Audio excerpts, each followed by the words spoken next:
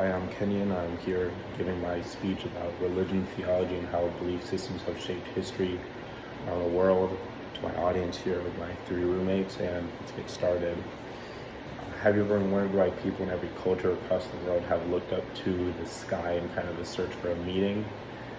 From ancient temples in the past to modern churches and mosques, religion has always been a part of human life. It's one of the oldest ways people have tried to make sense of the world, to explain the unexplainable, most about life, death, and what it all means to be here. Even if you're not personally religious, much like I'm not, you've still been shaped by it and have had some sort of relation to it. Religion has influenced our holidays, our values, our art, even the laws that guide our society, whether we realize it or not. It's everywhere, no matter what.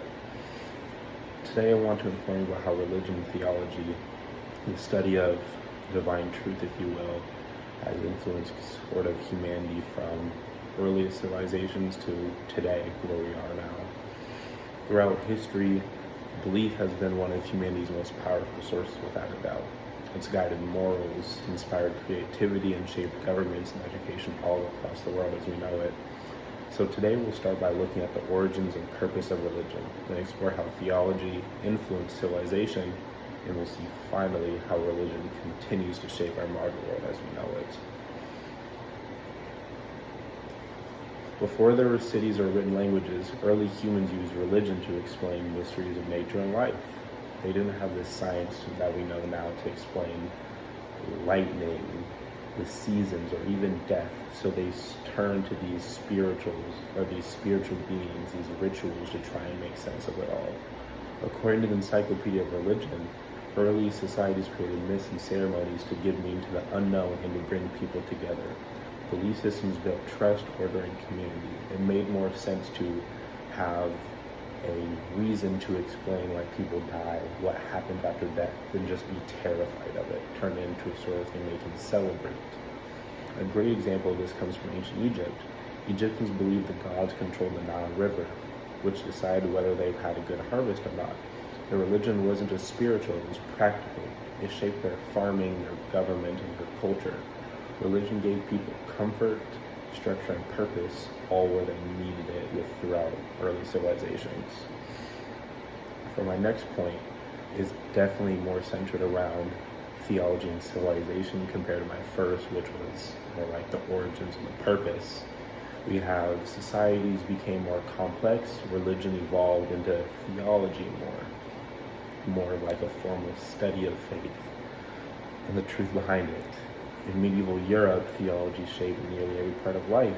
The Catholic Church had major influence over kings, laws, and art. According to History.com, some of the first universities, like Oxford and the University of Paris, started as religious schools, focused on theology.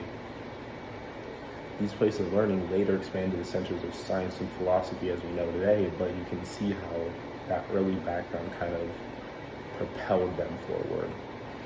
Meanwhile, in the Islamic world, theology and science worked hand in hand. During the Islamic Golden Age, scholars like Avicenna, Averroes studied religion while also developing math, medicine, and astronomy. The BBC World History notes that these scholars preserved ancient knowledge from Greece and Rome, which later helped spark Europe's Renaissance. You can even see how the Islamic Golden Age directly kind of helped Europe's Renaissance. You can see how religion has tied these parts of the world together that otherwise necessarily wouldn't be. Religion didn't just shape belief, though, it inspired culture. Cathedrals, mosques, temples, and sacred art all reflect how deeply people connected the faith and beauty of it all. From music to architecture, theology gave people more sense of humanity, a way to express meaning. If you were to look at a timeline or map of history, you'd see faith spreading across continents, influencing language, politics, art, and identity, all rooted in people's search for the divine. For my last and final point, it's more about religion in the modern world. Let's bring it closer today. Even in our modern world now, religion continues to play a major role. You still see how it influences politics, ethics, and just the way people think about morality and justice as a whole. Social movements like the Civil Rights Movement were led by faith-driven leaders such as MLK.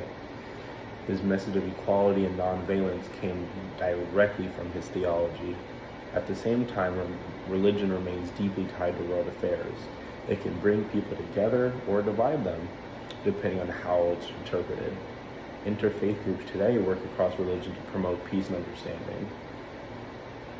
According to Pew Research Center in 2023, over 80% of the world's population identifies with some sort of religion. Even in countries that are becoming more secular, religious ideas still shape debates about ethics, the environment, and even human rights. Religion isn't disappearing, it's changing. Some people express spiritually through meditation or philosophy instead of traditional worship, but the desire for this purpose, connection, understanding is still the same and exists today. So in conclusion, we looked at how religion began as a way for early humans to explain the unknown, how it morphed into theology that shaped civilizations through education, art, and government, and even how faith continues to influence the modern world today. Religion has built temples, cathedrals, inspired art and science, fueled conflict, peace, guided millions of people in how they live and think, which isn't to say everything has been good. You can say both sides to everything. Religion has been on both sides of pretty much everything throughout history, good or bad, but you cannot blame religion for the actions of the few, which is something that I think is really powerful. But more than anything, it reminds us that humanity has always been driven by the same question: why are we here? And that's all that theology does and answers. Thank you.